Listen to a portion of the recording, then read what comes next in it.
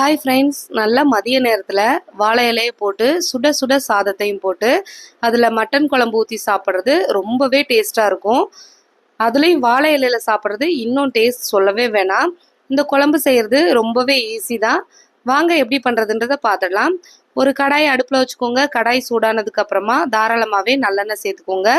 அதில் 1 ஸ்பூன் மிளகு, சீரகம், சோம்பு, 2 பட்டை, 3 பிரிஞ்சி இலை, 2 லவங்கம் சேர்த்துக்கோங்க. 2 ஏலக்காய் சேர்த்துட்டு கடல் பாசி கொஞ்சம் சேர்த்துக்கோங்க. இது எல்லாம் நல்லா பொரிஞ்சதுக்கப்புறம் ஒரு கொத்து கருவேப்பிலையும் சேர்த்துக்கோங்க மணத்துக்காக.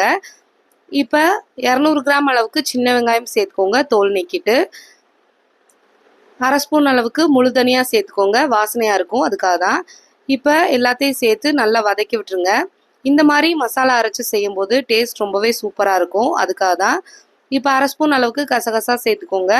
கசகசா கடைசியாக சேர்க்கும்போது ரொம்பவே குழம்பு நல்லாயிருக்கும். இப்போ ஒரு கைப்பிடி அளவு புதினா இலையும் சேர்த்துட்டு நல்லா கலந்து விட்டுருங்க. இப்போ 3 தக்காளி, நல்லா பெரிய தக்காளியாக எடுத்து கட் பண்ணி வச்சுருக்கேன், அதையும் சேர்த்துக்கலாம். சேர்த்துட்டு நல்லா தக்காளியெலாம் மசிஞ்சு வர்ற அளவுக்கு நல்லா வதக்கி விட்டுக்கோங்க. பாருங்கள், நல்லா கலர்ஃபுல்லாக இருக்குது பாருங்கள் மசாலாவை பார்க்கவே. இதில் 1 ஸ்பூன் அளவுக்கு குழம்பு மிளகாய் தூள் வீட்டில் ரெடி பண்ணது, அதையும் சேர்த்துக்கோங்க. 1/2 ஸ்பூன் அளவுக்கு மஞ்சள் தூள், 1/2 ஸ்பூன் அளவுக்கு கரம் மசாலா தூள் சேர்த்துக்கோங்க. 1/2 ஸ்பூன் அளவுக்கு ரெட் சில்லி பவுடர் சேர்த்துக்கோங்க. சேர்த்துட்டு எல்லாத்தையும் நல்லா கலந்து விட்டுருங்க. அடுப்பு மீடியம் ஃப்ளேமில் இருக்கட்டும், இல்லைன்னா மசாலா தீஞ்சிடும். இப்போ எல்லாம் நல்லா வதங்கி வந்ததுக்கு அப்புறமா ஒரு கைப்பிடி அளவு மல்லி இலையும் சேர்த்துக்கலாம். நல்லா மணமாக இருக்கும் குழம்பு, அதுக்காக தான். இப்போ அதையும் அந்த ஹீட்லேயே நல்லா வதக்கி விட்டுருங்க. இப்போ இது ஆறட்டும், ஃபைன் பேஸ்ட்டாக அரைச்சி எடுத்துக்கலாம். இப்போ அதே கடாயில் நல்லெண்ணெய் சேர்த்துக்கோங்க. எண்ணெய் சூடானதுக்கு அப்புறமா 1 ஸ்பூன் அளவுக்கு கடுகு சேர்த்துக்கோங்க. கடுகு பொரிஞ்சதுக்கப்புறமா 2 பெரிய வெங்காயம் ஸ்லைஸாக கட் பண்ணி வச்சுருக்கேன், அதையும் சேர்த்துக்கலாம். சேர்த்துட்டு நல்லா கலந்து விட்டுருங்க.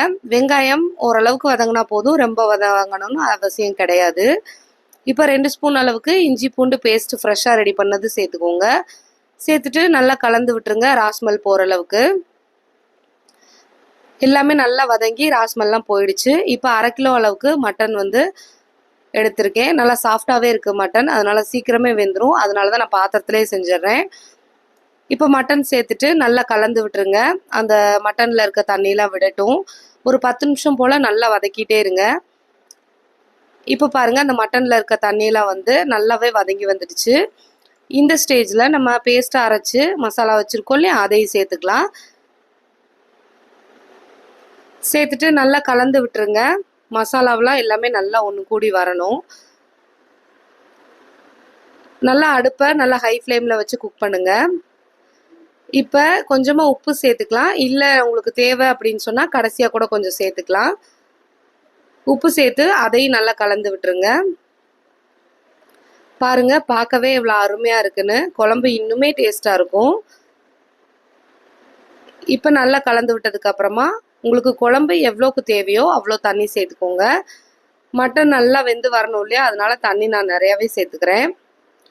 சேர்த்துட்டு நல்லா கலந்து விட்டுருங்க. இதே ஃபார்மெட்டில் நீங்கள் குக்கர்லேயும் கூட செய்யலாம். இப்போ நல்லா கொதிச்சு வந்துடுச்சு. நல்லா மட்டன் குழம்பு ரெடி ஆயிடுச்சு. இப்போது மல்லி இலையை பொடியாக நறுக்குனதை சேர்த்துக்கலாம். சூப்பராக ரெடி ஆயிடுச்சு. தேங்க்ஸ் ஃபார் வாட்சிங்.